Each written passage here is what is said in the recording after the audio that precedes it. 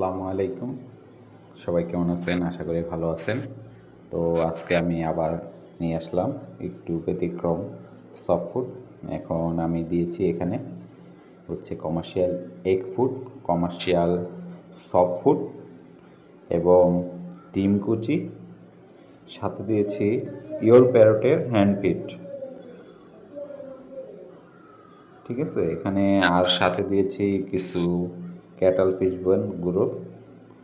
তো এই হ্যান্ড ফিডটা খুব ভালো। এটা যারা ইউজ করছেন তারা বলতে পারেন। সামনে এটা অ্যাভেলেবেল পাওয়া যাবে। তো এরকম যদি সফট ফুড বা এগ ফুড বানায় দিতে পারেন আপনার পাখিকে সপ্তাহে 3 থেকে 4 দিন, আপনার পাখি সুস্থ সবল থাকবে এবং হেলদি থাকবে এবং রোগ প্রতিরোধ ক্ষমতা ভালো থাকবে। তো এখানে দেখতে পাচ্ছেন আমি এক এক সময় এক এক ভিডিও বানিয়ে আপনাদের ইনফরমেশন দিচ্ছি। তো আপনারা দেখতে পারতেছেন। তো এক এক সময় আমি দেখা যায় কিছু ভুট্টা, বিভিন্ন ডাল এবং মুগ ডাল, আরও কিছু উপাদান মিক্স করে সফট ফুড দিই। আবার অনেক সময় গাজর অথবা বিটরুট ইটিসি দিয়ে আমি বানাই।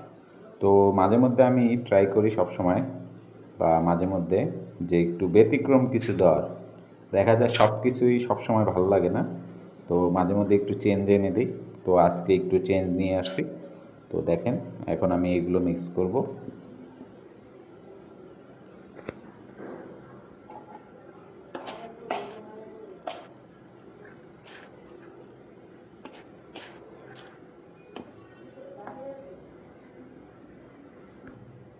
তো দেখতে পারতেছেন আমার মিক্স করা শেষ।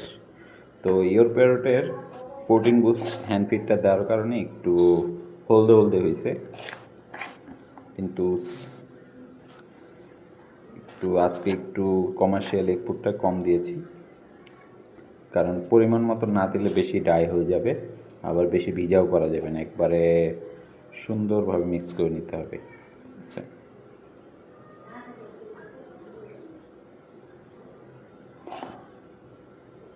তো এখন আমি আমার পাখিকে এগুলো সার্ভ করব।